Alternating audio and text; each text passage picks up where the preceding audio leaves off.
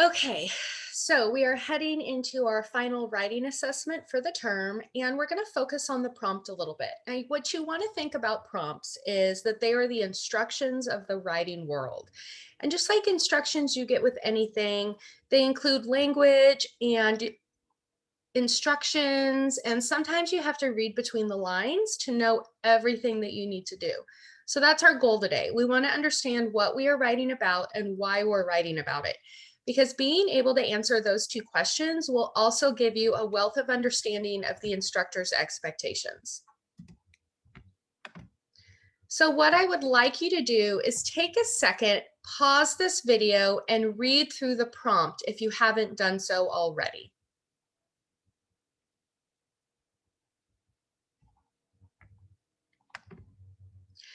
And then think to yourself, can I answer these questions? If you can't, take another look at the prompt and see if you can find the answers.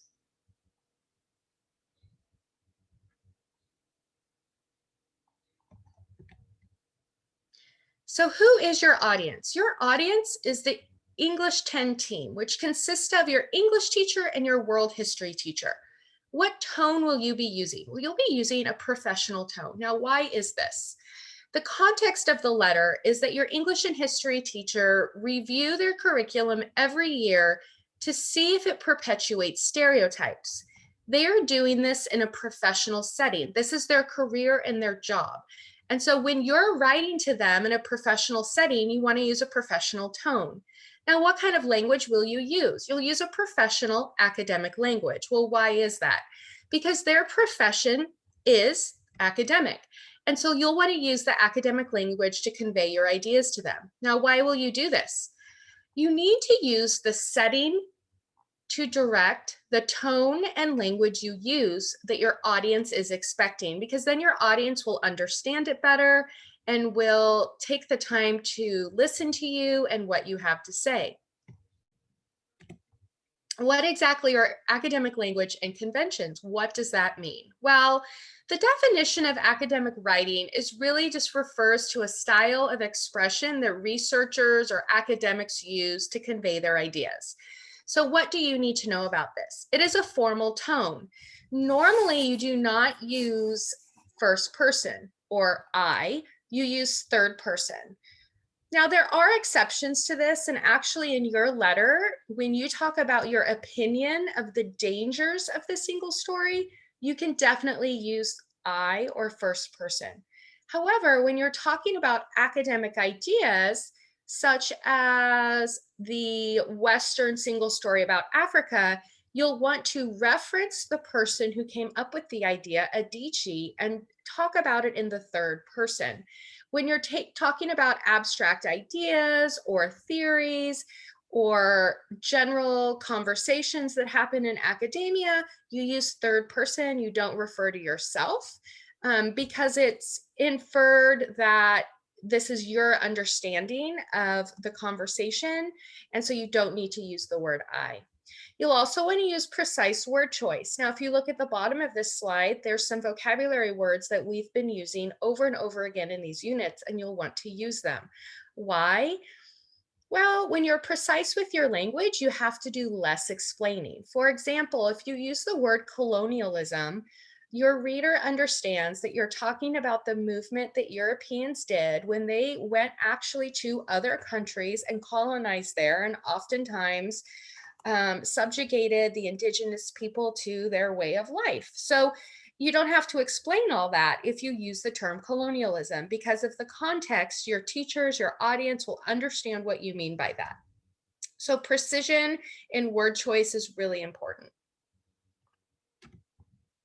Okay, so what is the purpose of your letter? Now you need to understand the purpose of your letter so you can understand the structure and what you're supposed to actually include in your letter. So take a look at this and see if you can identify where in the prompt it explains the purpose of your letter. And be aware there's more than one purpose to this letter. All right, so here are the three sections of the prompt that tell you the purpose of your letter. Okay, the first purpose is for you to express your determination If the novel perpetuates or challenges the stereotypes of the Western single story about Africa. The English team is seeking your perspective. So you become the expert. Your purpose is to express your opinion on this. Your purpose is to think about it and become an expert on it. You're evaluating the novel, which means you get to make a decision. You have to really decide, does Things Fall Apart perpetuate or challenge the Western single story about Africa?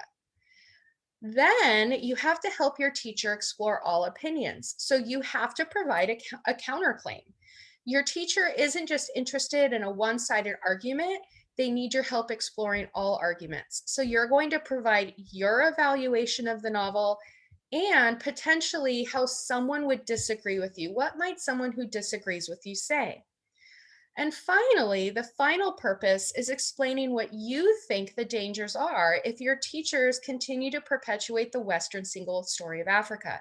In other words, who cares? Why shouldn't your teacher perpetuate those stereotypes? What's the danger?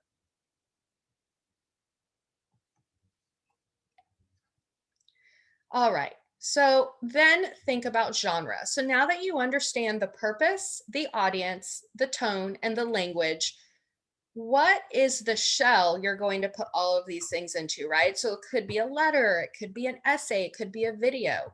In this case, it's a letter. It's a letter to your English teacher, right? So that's why it's professional. Your letter also needs to look professional. In order to do this, you will be using the business letter format for your letter. This format isn't hard, and chances are you talked about it at some point in elementary school, right? The reason you need to be aware that there's a professional way of writing a business letter is that oftentimes you'll be asked to write a cover letter or a professional communication. So what I did was I did provide you a website that you can use. It's attached to the assignment called TFA Letter and Resources in week 16 and 17. There's also a template provided on the website that you can look at. And what it does is it conveys the message to your reader that this is a professional business letter. It includes your name, your street address, their name, their street address. It includes a block letter format, which is very easy to read and scan through and find the key parts of your letter. And then at the bottom, sincerely and your name. So now what? Well, now you know the how, the why, and the what. So keep reading the novel and taking reading notes. Friday in class, we'll take another look at this prompt together and we'll start writing.